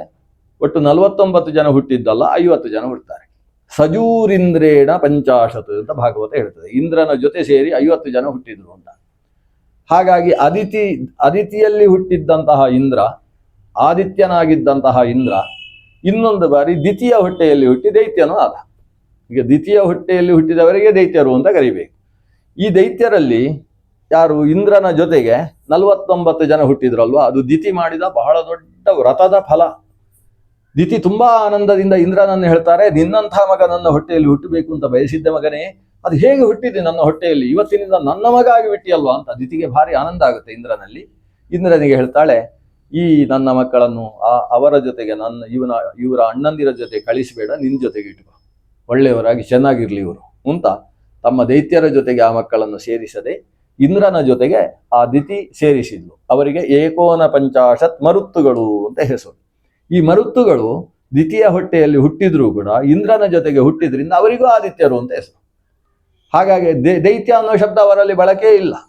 ದೈತ್ಯಾಧಿಪತಿಗಳು, ದೈತ್ಯ ಸುತರು ಅಂತ ಅವರನ್ನು ಕರೀಲಿಕ್ಕೆ ಇಲ್ಲ. ದ್ವಿತೀಯ ಹೊಟ್ಟೆಯಲ್ಲಿ ಹುಟ್ಟಿದ್ದು ಮಾತ್ರ, ಆದರೆ ಅವರ ಹೆಸರು ಆದಿತ್ಯರು ಅಂತ. ಹೀಗೆ ಆದಿತ್ಯರು 49 ಅನ್ನೋ ಅರ್ಥವನ್ನು ಹೇಳಿದಾಗ ಮರುತ್ತುಗಳನ್ನು ಆದಿತ್ಯ ಅಂತ ತಗೊಳ್ಬೇಕು. ಇಲ್ಲಿ ಸಪ್ತ ಆದಿತ್ಯ ಅಂದ್ರೆ ಯಾರು? ಇದೇ ಮರುತ್ತುಗಳು. ಮರುತ್ತುಗಳನ್ನು ಸಪ್ತ ಅಂತ ಯಾಕೆ ಕರೆಯುವುದು? ಅವರು ಯಾವತ್ತು ಒಬ್ಬನನ್ನು ಕರೆದ್ರೆ 7 ಜನ ಬರುತ್ತೆ, ಒಬ್ಬೊಬ್ಬರು ಬರುವ ಕ್ರಮವೇ ಇಲ್ಲ. ಅವರು 7 ಗುಂಪಲ್ಲಿ ಇರ್ತಾರೆ, 7 7 49. ಹೀಗೆ 49 ಜನ 7 ಆಗಿರುವುದರಿಂದ ಅವರನ್ನು ಸಪ್ತ ಆದಿತ್ಯ ಅಂತ ಕರೆಯುವುದಂತೆ. ಕೆಲವೆಲ್ಲ ವೇದದ ಸೂಕ್ಷ್ಮಗಳು ನಮಗೆ ಅರ್ಥ ಆಗುವುದಿಲ್ಲ. ಆ ದೃಷ್ಟಿಯಿಂದ ಅವರು ಸಪ್ತ ಆದಿತ್ಯ ದೇವ ಆದಿತ್ಯ ಏ ಸಪ್ತ ತೇಭಿಸೋ ತೇಭಿಸ್ಸೋಮಾಭಿರಕ್ಷಣ. ಅಂತಹ ಈ ದೇವತೆಗಳಿಂದ ನಾನಾ ಸೂರ್ಯರು, ಸಪ್ತಹೋತ್ರಿಗಳು, ಸಪ್ತ ಋತ್ವಿಕಗಳು, ನಮ್ಮ ಇಂದ್ರಿಯಾಭಿಮಾನಿ ದೇವತೆಗಳು, ವಿಷಯಾಭಿಮಾನಿ ದೇವತೆಗಳು, ಉಪದೇಶ ಕೊಡತಕ್ಕಂತಹ ಶಾಸ್ತ್ರಾಭಿಮಾನಿಗಳು, ಆದಿತ್ಯರು, ಈ ಮರುತ್ತುಗಳು, ಇವರೆಲ್ಲರಿಂದ ನೀನು ನನ್ನ ಜೀವನವನ್ನು ಚೆನ್ನಾಗಿ ಸಾಗುವ ಹಾಗೆ ಮಾಡು, ಆರೋಗ್ಯಪೂರ್ಣವಾದ ಜೀವನವನ್ನು ಕೊಡು. ಅಂದರೆ ಇವರೆಲ್ಲರೂ ಶರೀರಕ್ಕೆ ಸಂಬಂಧಪಟ್ಟ ದೇವತೆಗಳು. 49 ಮರುತ್ತುಗಳನ್ನು ಸಪ್ತಚಕ್ರ ಅಂತ, ನಮ್ಮ ಶರೀರದ ಸಪ್ತಚಕ್ರೇ ಷಳರ ಆಹುರರ್ಪಿತಂ ಅಂತ ಸಪ್ತಚಕ್ರದ ಚಿಂತನೆ ಇದೆ. ಷಟ್ಚಕ್ರ ಮಾತ್ರ ಅಲ್ಲ, ಮಣಿಪೂರಕ ಸ್ವಾದಿಷ್ಠಾನ ಸೇರಿಸಿಕೊಂಡು ಸಪ್ತಚಕ್ರಗಳು. ಆ ಸಪ್ತಚಕ್ರಗಳಲ್ಲಿ ಒಂದೊಂದು ಚಕ್ರದಲ್ಲಿ 7 ಜನ ಮರುತ್ತುಗಳು ಅಂತ ಹೇಳಿ 7 ಕಡೆಯಲ್ಲಿ 49 ಮರುತ್ತುಗಳು ಕೂಡ ಶರೀರ ನಿಯಾಮಕರಾಗಿದ್ದಾರೆ. ಹಾಗಾಗಿ ಇವರು ನಮ್ಮ ಆರೋಗ್ಯವನ್ನು ಕೊಡತಕ್ಕಂಥವರು. ಅವರಿಂದ ಅಭಿರಕ್ಷಣಃ, ನಮ್ಮನ್ನು ಎಲ್ಲೆಡೆಯಿಂದ ರಕ್ಷಣೆ ಮಾಡು ಸ್ವಾಮಿ ಇಂದ್ರ ಎಂದು ಪರಿಶ್ರಮ. ಶರೀರ ತ್ಯಾಗ ಮಾಡಬೇಕಾದ್ರೆ ಆ ಭಗವಂತನ ಪದತಲದಲ್ಲೇ ನನ್ನನ್ನು ಕರ್ಕೊಂಡು ಹೋಗು. ಕೊನೆಯ ಮಂತ್ರ, ಯತ್ತೇ ರಾದಂಚ್ಯುತಂ ಹವಿಸ್ತೇನಾ ಸೋಮಾಭಿರಕ್ಷಣಃ ಅರಾತೀವಾ ಮಾನಸ್ತಾರೀ ನಮೋಚ ನಕ್ಕಿಂಚನ ಮದಿಂದ್ರ ಎಂದೋ ಪರಿಶ್ರವ. ಇಲ್ಲಿಗೆ 9ನೇ ಮಂಡಲದ ಕೊನೆಯ ಮಂತ್ರ ಇದು.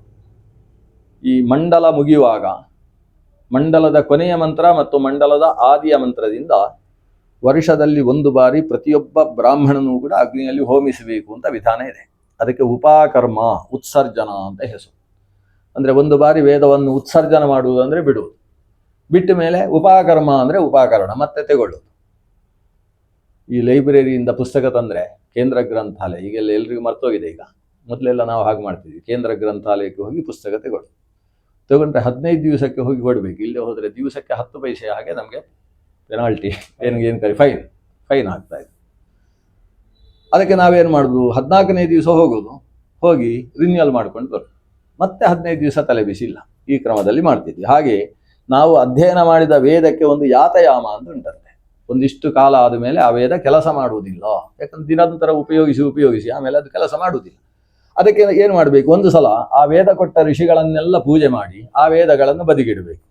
ಉತ್ಸೃಷ್ಟಾವೇ ವೇದಾಹ ಅಂತ ವೇದಗಳನ್ನು ತ್ಯಾಗ ಮಾಡಿ ಆಮೇಲೆ ಅದೇ ಋಷಿಗಳನ್ನು ಮತ್ತೆ ಪೂಜೆ ಮಾಡಿ ಆ ವೇದದ ಆದ್ಯಂತ ಮಂತ್ರಗಳಿಂದ, ಒಟ್ಟು 10 ಮಂಡಲದಲ್ಲಿ 20 ಮಂತ್ರ ಆಗ್ತದೆ, ಆದ್ಯಂತ ಮಂತ್ರಗಳಿಂದ ಅಗ್ನಿಯಲ್ಲಿ ಆಹುತಿ ಕೊಟ್ಟು ಆಮೇಲೆ ಉಪಾಕೃತಾವಿ ವೇದಾಹ ಅಂತ ಮತ್ತೆ ವೇದಗಳನ್ನು ತಗೊಳ್ಬೇಕು.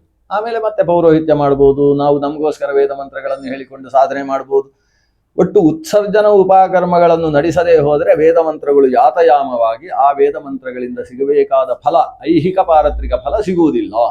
ಈ ನಿಟ್ಟಿನಿಂದ ಕಶ್ಯಪಾದಿ ಋಷಿಗಳನ್ನು ಪೂಜೆ ಮಾಡಿ ವೇದಗಳನ್ನು ಮತ್ತೆ ಗ್ರಹಣ ಮಾಡತಕ್ಕಂಥ ವಿಧಾನ ಇದೆ. ಆ ವಿಧಾನದಲ್ಲಿ ಈ ಮಂತ್ರದಿಂದಲೂ ಆಹುತಿ ಇದೆ. ಯತ್ತೇ ರಾಜನ್ ಶ್ರುತಂ ಹವಿಹಿ, ಹೇ ರಾಜನ್ ಶ್ರುತಂ ಹವಿಹಿ, ನಿನಗೆ ಆಹುತಿ ಕೊಡುವುದಕ್ಕೆ ಹವಿಸ್ಸು ಅದು ಚೆನ್ನಾಗಿ ಬೆಂದಿದೆ. ಶ್ರುತ ಅಂದರೆ ಬೇಯುವುದು ಅಂತ ಅರ್ಥ. ಚೆನ್ನಾಗಿ ಬೆಂದಿದೆ, ಶಪಣ ಅಂತ ಕರೀತಾರೆ. ಹವಿಶ್ರಪಣ, ಚರುಶ್ರಪಣ, ಚರುವನ್ನು ಚೆನ್ನಾಗಿ ಬೇಯಿಸಿದ್ದೇನೆ, ಹವಿಸ್ಸು ಇಲ್ಲಿ ಸಿದ್ಧವಾಗಿದೆ. ಚರು ಅಂದ್ರೂ ಅಗ್ನಿಯಲ್ಲಿ ಆಹುತಿ ಕೊಡುವಂಥದ್ದು ಅಂತ ಅರ್ಥ, ಹವಿಸ್ಸು ಅಂತ ಹೇಳಿದ್ರು ಅಗ್ನಿಯಲ್ಲಿ ಆಹುತಿ ಕೊಡುವಂಥದ್ದು ಅಂತಲೇ ಅರ್ಥ. ಯಾವುದು ಹವಿಸ್ಸು? ಹವಿಸ್ಸು ಅನೇಕ ಬಗೆ. ಈಗ ಈ ಮಂತ್ರವನ್ನು ಹೇಳುವ ಹೊತ್ತಿಗೆ ನಮ್ಮ ಶರೀರವನ್ನು ನಾವು ಹವಿಸ್ಸು ಅಂತ ಭಾವನೆ ಮಾಡಿಕೊಳ್ಳು. ಯಾಕಂದರೆ ಇಷ್ಟಿ ಅನ್ನುವುದು ಅನೇಕ ವಿಧ. ಇಷ್ಟಿ ಅಂದರೆ ಆಹುತಿ ಕೊಡುವಂತಹ ವಿಧಾನ. ಅದರಲ್ಲಿ ಆದವು ಜನ್ಮೇಷ್ಟಿ ಅಂತ ಒಂದಿದೆ, ಅಂತ್ಯೇಷ್ಟಿ ಅಂತ ಒಂದಿದೆ. ಜನ್ಮೇಷ್ಟಿ ಅಂದ್ರೇನು? ಹುಟ್ಟಿದ ಮಗುವಿಗೆ ಅಂದರೆ ಹುಟ್ಟುವ ಮಗುವಿಗೆ ಒಂದು ಇಷ್ಟಿ, ಅದಕ್ಕೆ ಗರ್ಭಾಧಾನ ಅಂತ ಕರೀತಾರೆ. ಅಂದರೆ ಸ್ತ್ರೀ ಶರೀರದಲ್ಲಿ ಒಂದು ಗರ್ಭದ ಪ್ರವೇಶದ ಇಷ್ಟಿ ಏನಿದೆ ಅದು ತಂದೆ ಮಾಡುವಂಥದ್ದು. ಮಾಡುವುದು ಮಗುವಿಗೆ ಸಂಬಂಧಪಟ್ಟ ಇಷ್ಟಿ ಅದು, ಅದಕ್ಕೆ ಆದಿ ಇಷ್ಟಿ, ಅದನ್ನೇ ಗರ್ಭಾಧಾನ ಅಂತ ಕರೀತಾರೆ. ಕೊನೆಗೊಂದು ಅಂತ್ಯೇಷ್ಟಿ ಅಂತಿದೆ. ಅಂತ್ಯೇಷ್ಟಿ ಅಂದ್ರೆ ಏನು? ಈ ಶರೀರವನ್ನು ಅಗ್ನಿಯಲ್ಲಿ ಆಹುತಿಯನ್ನು ಕೊಡ್ತಕ್ಕಂತಹ ಪ್ರಕ್ರಿಯೆ. ಈ ಅಂತ್ಯೇಷ್ಟಿಯನ್ನು ಮಾಡುವುದು ಯಾರು? ಯಾವ ಮಗನಿಗೆ ಇವ ಆದಿಷ್ಟಿ ಮಾಡಿದ್ದಾನೋ ಅದೇ ಮಗ ಇವನಿಗೆ ಅಂತ್ಯೇಷ್ಟಿ ಮಾಡಬೇಕು. ಇದೊಂದು ವಿಧಾನ. ಈ ವಿಧಾನವನ್ನು ಆವಾಗ ಅಂತ್ಯೇಷ್ಟಿಯನ್ನು ನಡೆಸುವ ಹೊತ್ತಿಗೆ ಈ ಶರೀರವನ್ನು ಹವಿಸ್ಸು ಅಂತ ಭಾವಿಸಬೇಕು. ಅಗ್ನಿಯಲ್ಲಿ ಆ ಶರೀರವನ್ನು ಆಹುತಿಯನ್ನಾಗಿ ಕೊಡುವುದು ಅಂತ ಪ್ರಕ್ರಿಯೆ. ಅದಕ್ಕೋಸ್ಕರ ಕ್ರವ್ಯಾದ ಅಂತ ಹೇಳುವ ಒಬ್ಬ ಅಗ್ನಿಯನ್ನು ಆ ಚಿತೆಯಲ್ಲಿ ಪ್ರವೇಶ ಮಾಡಿಸ್ಲಿಕ್ಕುಂಟು, ಪ್ರತಿಷ್ಠಾಪನೆ ಮಾಡಿಸ್ಲಿಕ್ಕುಂಟು. ಯತ್ತೇ ರಾಜನ್ ಶ್ರುತಂ ಹವಿಹಿ, ಈ ಶರೀರವೆಂಬಂತಹ ಹವಿಸ್ಸು ಶ್ರುತವಾಗಿದೆ, ಚೆನ್ನಾಗಿ ಬೆಂದು ಹೋಗಿದೆ. ಬೇಯದೇ ಇದ್ದ ಹವಿಸ್ಸನ್ನು ಅಗ್ನಿಯಲ್ಲಿ ಆಹುತಿ ಕೊಡುವ ಹಾಗಿಲ್ಲ. ಕೆಲವು ನಮ್ಮಲ್ಲೆಲ್ಲ ಹಾಗುಂಟು. ಏನಂದ್ರೆ ನಮಗೆ ಊಟ ಮಾಡುವಾಗ ಚೆನ್ನಾಗಿ ಬೆಂದಿರಬೇಕು, ಹೋಮಕ್ಕಲ್ವಾ, ಅದಕ್ಕೆ 4ರಷ್ಟು ನೀರು ಹಾಕಬೇಡಿ, ಬರೀ 3ರಷ್ಟು 2ರಷ್ಟು ಹಾಕಿದರೆ ಸಾಕು ಅಂತ ಕೆಲವರು ಅರ್ಧಂಬರ್ಧ ಬೇಯಿಸಿ, ಯಾಕಂದ್ರೆ ದೇವತೆಗಳಿಗೆ ಏನು ಹಾಕಿದ್ರು ತಿಂದು ಹೋಗಿಬಿಡುತ್ತೆ ಅಂತ ಅಗ್ನಿಗೆ ಹಾಕುವುದಲ್ಲ. ಅದು ಜಾಸ್ತಿ ಬೇಯಿಸಿತು ಅಂದರೆ ಹೊಗೆ ಬೇರೆ ಜಾಸ್ತಿ ಬರ್ತದೆ, ಅದಕ್ಕೋಸ್ಕರ ಕಡಿಮೆ ಬೇಯಿಸಿ ಅದನ್ನು ಹೋಮಿಸುವುದು. ಅದನ್ನು ಶಾಸ್ತ್ರ ನಿಷೇಧಿಸಿದೆ.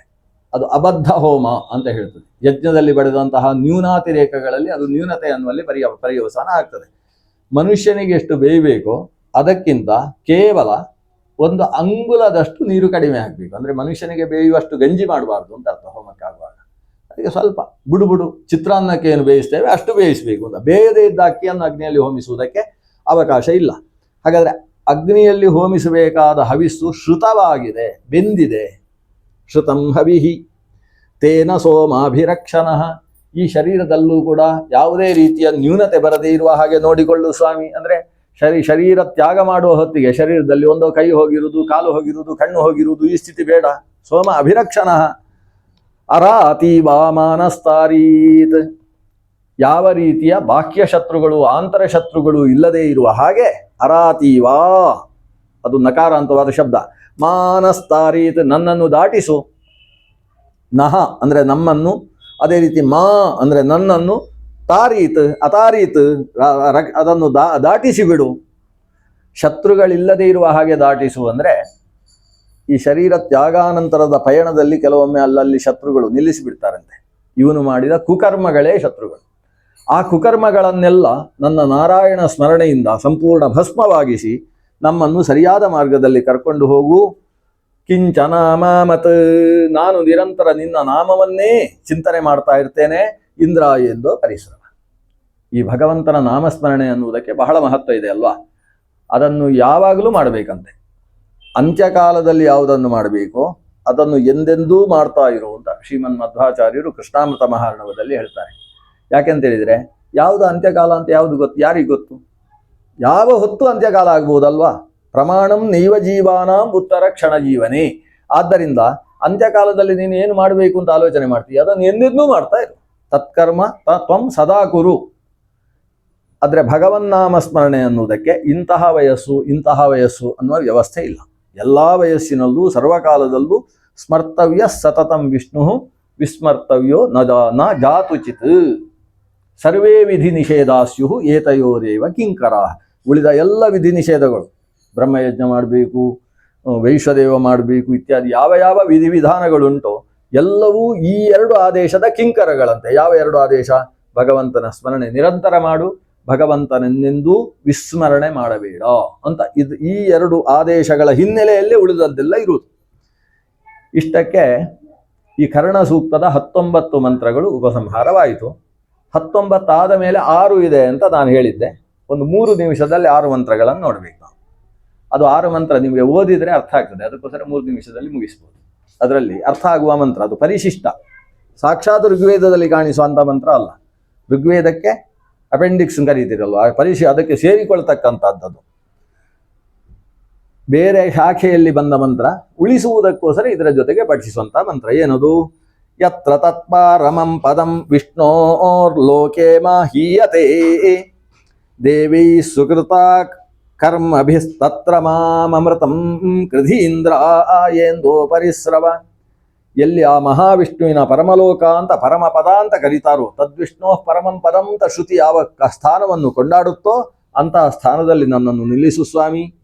ಯತ್ರ ತತ್ಪಾರಮಾಪ್ಯಂ ಭೂತಾನಾಮಧಿಪತಿಂ ಭಾವಭಾವೀ ಚ ಯೋಗೀಶ್ಚ ತತ್ರ ಮಾಮೃತಂ ಕೃಧೀಂದ್ರ ಆಯೇಂದೋ ಪರಿಸ್ರವ. ಈ ಲೋಕದಲ್ಲಿ ಭಾರೀ ಸಾಧನೆ ಮಾಡಿ ಯೋಗಿಗಳು ಅಂತ ಕರೆಸಿಕೊಂಡ ಜ್ಞಾನಿಗಳು ಯಾವ ಸ್ಥಾನವನ್ನು ಪಡಿತಾರೋ ಅಂತಹ ಆ ವಿಷ್ಣು ಸ್ಥಾನವನ್ನು ನನಗೆ ಕರುಣಿಸು ಸ್ವಾಮಿ.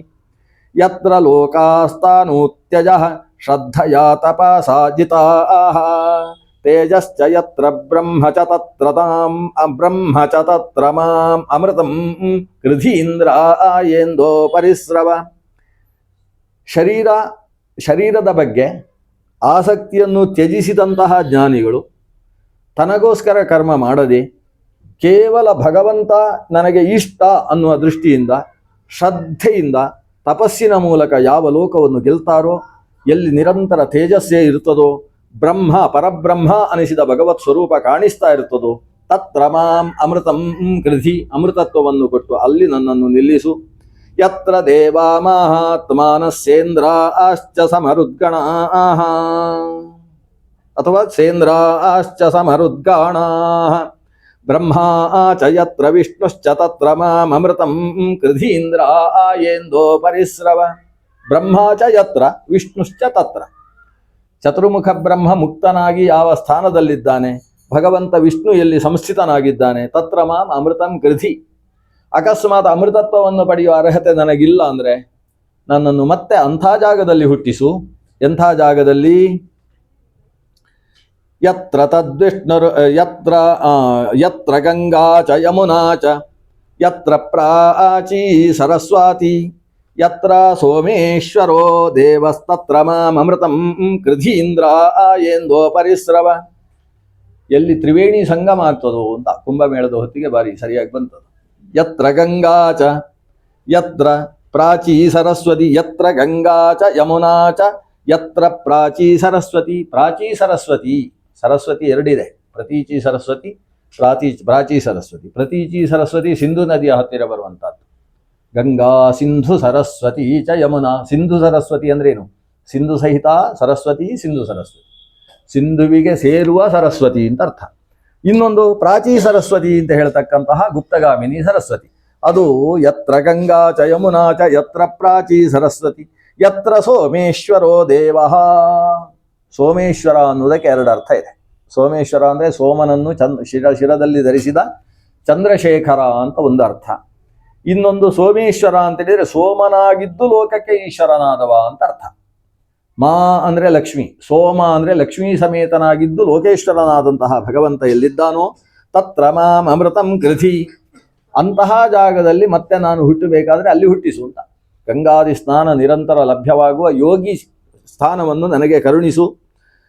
ಯತ್ರ ತದ್ವಿಷ್ಣು, ಇದಕ್ಕೆ ಇನ್ನೊಂದು ಅರ್ಥವಿದೆ.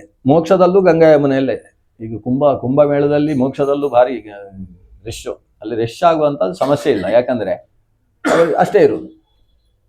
ನಮ್ದು ಹಾಗಲ್ಲ, ನಾವು ಒಬ್ಬರ ತಲೆ ಮೇಲೆ ಕೂತು ಇನ್ನೊಬ್ಬರು ಸ್ನಾನ ಮಾಡುವ ಹಾಗೆ ನಾವು ಮಾಡ್ತೇವೆ. ಅಲ್ಲಿ ಅವರ ಹಾಗೆ ಅಷ್ಟು ತಾವು ಸ್ವರೂಪಭೂತವಾದ ಆನಂದವನ್ನು ಪ್ರಾಚೀ ಸರಸ್ವತಿ ಇತ್ಯಾದಿಗಳ ಮೂಲಕ ಅನುಭವಿಸ್ತಾರಂತೆ. ಕೊನೆಯ ಮಂತ್ರ, ಯತ್ರ ತದ್ವಿಷ್ಣುರ್ಮಹೀಯತೆ ನರಾಣಾಮಧಿಪತಿಂ ಯತ್ರ ಶಂಖಚಕ್ರ ಗದಾಧರ ಸ್ಮರಣಂ ಮುಕ್ತಿಶ್ಚ ತತ್ರ ಮಾಮೃತಂ ಕೃಧೀಂದ್ರಾಯೇಂದೋ ಪರಿಸ್ರವ. ಶಂಖಚಕ್ರ ಗದಾಧರನಾದಂತಹ ಗದಾಧರ ದೇವ, ಅವನ ಸ್ಮರಣೆ ಎಲ್ಲಿ ನಿರಂತರ ಇರುತ್ತೋ ಅಂಥ ಜಾಗದಲ್ಲಿ ಹುಟ್ಟಿಸುವುದಾದರೆ ನನ್ನನ್ನು ಹುಟ್ಟಿಸು. ಅಂದರೆ ಕೆಲವು ಜಾಗದಲ್ಲಿ ಹುಟ್ಟಿದರೆ ಈ ಗದಾಧರನ ಭಗವಂತನ ಸ್ಮರಣೆ ಬರಲಿಕ್ಕೆ ಅವಕಾಶವೇ ಇರುವುದಿಲ್ಲ. ಅಂತಹ ವಾತಾವರಣ, ಆ ರೀತಿಯಲ್ಲಿ ಈ ಪ್ರಪಂಚಕ್ಕಿಂತ ಹೊರಗೆ ಅಂತರ್ಮುಖವಾದ ಪ್ರಪಂಚವನ್ನು ಬಿಟ್ಟು ಸಂಪೂರ್ಣ ಬಾಹ್ಯಮುಖವಾಗಿಯೇ ಇರುವ ಪ್ರಪಂಚದಲ್ಲಿ ನನ್ನನ್ನು ಹುಟ್ಟಿಸಬೇಡ. ಹುಟ್ಟಿಸುವುದಾದರೆ ಇಂತಹ ಕರ್ಮಭೂಮಿಯಲ್ಲಿ ಹುಟ್ಟಿಸು.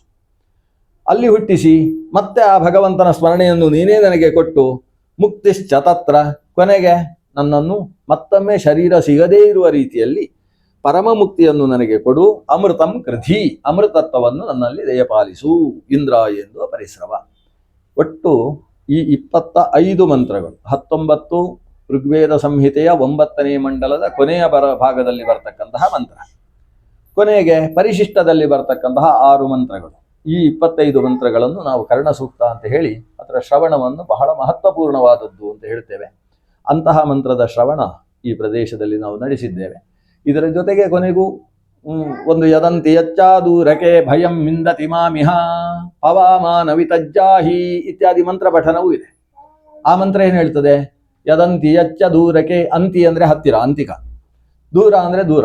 ಯದಂತಿ ಎಚ್ಚ ದೂರಕ್ಕೆ, ನಮ್ಮ ಹತ್ತಿರದಲ್ಲಿ ನಮ್ಮ ದೂರದಲ್ಲಿ, ಭಯಂ ವಿಂದತಿ ಮಾಮಿಹ, ನನಗೆ ಯಾವ ಯಾವ ಭಯ ಬರುತ್ತೋ, ರಾಜಭಯ ಅಂದರೆ ದುಡ್ಡಿಗೆ ಎಲ್ಲಿ ಕನ್ನ ಹಾಕ್ತಾರೋ ಅಂತ ರಾಜಭಯ, ಟ್ಯಾಕ್ಸ್ ಹಾಕುವುದರ ಭಯ, ಚೋರ ಭಯ, ಕಳ್ಳರ ಭಯ, ರಾಜಭಯ, ಚೋರ ಭಯ, ಜಲಭಯ, ವಿಷಭಯ, ಅಗ್ನಿಭಯ, ರೋಗ ಭಯ, ಪಿಶಾಚ ಭಯ ಅಂತ 7 ವಿಧ ಭಯಗಳನ್ನು ಹೇಳ್ತಾರೆ. ಭಯಂ ವಿಂದತಿ ಮಾಮಿಹ, ನನಗೆ ಇಂತಹ ಯಾವ ಭಯ, ಕೊನೆಗೆ ಪರ್ಯವಸಿತವಾಗಿ ಮೃತ್ಯು ಭಯ ಏನು ನಮ್ಮನ್ನು ಆವರಿಸ್ತದೆ. ಹೇ ಪವಮಾನ, ನಮ್ಮನ್ನೆಲ್ಲ ಮೋಕ್ಷಕ್ಕೆ ತೆಗೆದುಕೊಂಡು ಹೋಗತಕ್ಕಂತಹ ಓ ಪವಮಾನ ಸೋಮನೇ, ಓ ವಾಯುದೇವನೇ, ತತ್ ವಿ ಜಹಿ, ಅಂತಹ ಭಯವನ್ನೆಲ್ಲ ನಮ್ಮಿಂದ ದೂರೀಕರಿಸು. ಹೀಗೆ ಮೃತ್ಯು ಭಯವನ್ನು ದೂರೀಕರಿಸಿ ನೆಮ್ಮದಿಯ ಇರುವಷ್ಟು ಕಾಲ ನೆಮ್ಮದಿಯ ಸಾಧನೆಯನ್ನು ಮಾಡಿಸುವ ಕೆಲಸ ನೀನು ಮಾಡು ಅಂತ ಪ್ರಾರ್ಥನೆ ಮಾಡುವ ಮಂತ್ರಗಳೆಲ್ಲ ಕರ್ಣಸೂಕ್ತ ಅಂತ ಕರೆಸಿಕೊಂಡದ್ದು. ಆ ಸೂಕ್ತವನ್ನು ಯಥಾಶಕ್ತಿ ನಾವು ಶ್ರವಣ ಮಾಡಿದ್ದೇವೆ. ಮುಖ್ಯವಾಗಿ ತಾಯಿಯವರ ಹೆಸರು ಮೃದುಲಾ ಅವರ ದೀರ್ಘಕಾಲದ ಅಭಿಕಾಂಕ್ಷೆ ಕೇಳಬೇಕು ಅಂತೇಳಿ ಇವತ್ತು ಭಗವಂತ ಅದನ್ನು ನೆರವೇರಿಸಿದ್ದಾನೆ. ಶ್ರವಣ ಮಾಡಿದ ಎಲ್ಲರಿಗೂ ಆ ಕರ್ಣಸೂಕ್ತ ಪ್ರತಿಪಾದ್ಯನಾದ ಇಂದ್ರ ಅನಿಸಿದ ಪರಮೇಶ್ವರ್ಯ ಸಂಪನ್ನ ಭಗವಂತ ಐಶ್ವರ್ಯವನ್ನು ಕರುಣಿಸಲಿ. ನೆಮ್ಮದಿಯ ಜೀವನದ ಕೊಳೆಗೆ ಅಂತಕಾಲದಲ್ಲಿ ಭಗವತ್ ಸ್ಮರಣೆಯನ್ನು ನಮಗೆ ಕೊಟ್ಟು ಶಾಶ್ವತವಾದ ಪುಣ್ಯಲೋಕಾವಾಪ್ತಿಯನ್ನು ಕರುಣಿಸುವ ನಿಟ್ಟಿನ ಜೀವನವನ್ನು ನಮ್ಮ ಮೂಲಕ ನಡೆಸುವ ಹಾಗೆ ಶಕ್ತಿಯನ್ನು ಕೊಡಲಿ ಅಂತ ಭಗವಂತನಲ್ಲಿ ಪ್ರಾರ್ಥನೆ ಮಾಡಿ ಈ 4 ಚಿಂತನೆಗಳನ್ನು, ವೇದ ಚಿಂತನೆಗಳನ್ನು, ವೇದ ತತ್ವವನ್ನು ನಮಗೆ ಕೊಟ್ಟಂತಹ ಶ್ರೀ ವೇದವ್ಯಾಸರೂಪಿ ಪರಮಾತ್ಮನಲ್ಲಿ ಪೂಜ್ಯ ಗುರುಗಳಾದ ವಿಶ್ವೇಶತೀರ್ಥ ಶ್ರೀಪಾದರ ಅಂತರ್ಯಾಮಿ ಮಧ್ವಪತಿ ಗೋಪಾಲಕೃಷ್ಣಾಭಿಮಾನಿಯಲ್ಲಿ ಸಮರ್ಪಣೆ ಮಾಡ್ತೇನೆ. ಶ್ರೀಕೃಷ್ಣಾರ್ಪಣಮಸ್ತು. ಕಾಯೇನ ವಾಚಾ ಮನಸೇಂದ್ರಿಯೈರ್ವಾ ಬುದ್ಧ್ಯಾತ್ಮನಾ ವಾ ನುಸೃತ ಸ್ವಭಾವಂ ಕರೋಮಿ ಯದ್ಯತ್ ಸಕಲಂ ಪರಸ್ಮೈ ನಾರಾಯಣಾಯೇತಿ ಸಮರ್ಪಯಾಮಿ. ಅಕ್ಷಯಂ ಕರ್ಮ ಯಸ್ಮಿನ್ ಪರೇ ಸ್ವರ್ಪಿತಂ ಪ್ರಕ್ಷಯಂ ಯಾಂತಿ ದುಃಖಾನಿ ಯನ್ನಾಮತಃ. ಅಕ್ಷರೋ ಯೋಜರಃ ಸರ್ವದೈವಾಮೃತಃ ಕುಕ್ಷಿಗಂ ಯಸ್ಯ ವಿಶ್ವಂ ಸದಾ ಜಾದಿಕಂ ಪ್ರೀಣಯಾಮೋ ವಾಸುದೇವಂ. ದೇವತಾ ಮಂಡಲಾಖಂಡಮಂಡನಂ ಪ್ರೀಣಯಾಮೋ ವಾಸುದೇವಂ. ಸರ್ವೇ ಭವಂತು ಸುಖಿನಃ.